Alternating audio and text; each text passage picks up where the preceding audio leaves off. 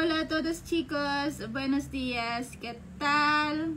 Una pregunta de Mikay, la pregunta is, how to join po sa ganyan? I think yung binabanggit nga niya is yung Hello Talk app na nasa video ko. Story time lang ha, nung ano pa ito nagko-content ako since January, may mga nag-comment sa mga videos ko na gumamit nga ako ng app na Hello Talk.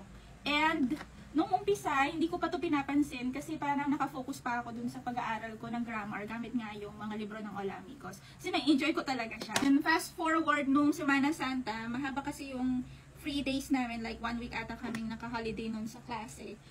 Doon ko naisip na mag-download niya ng app and nag-start nga akong makinig doon sa mga native speakers of Spanish. Actually, nung simula, na-intimidate pa talaga akong sumali sa mga rooms or voice rooms noon. Pero nung medyo nakaka-practice na nga ako ng basic speaking ko ng Spanish, naglakas ng loob na akong mag-join. At ayun, medyo naintindihan ko na rin yung mga pinagkukwentuhan nila doon. So, meron din akong kaklase na ginamit nga daw niya yung Hello Talk app at nawintang siya kasi ang bibilis nga daw magsalita ng mga natives. Pero meron naman doon na talagang pag sinabi mong yo hablo Espanyol, poco a poco, talagang dadahan-dahanin naman nila yung pagsasalita.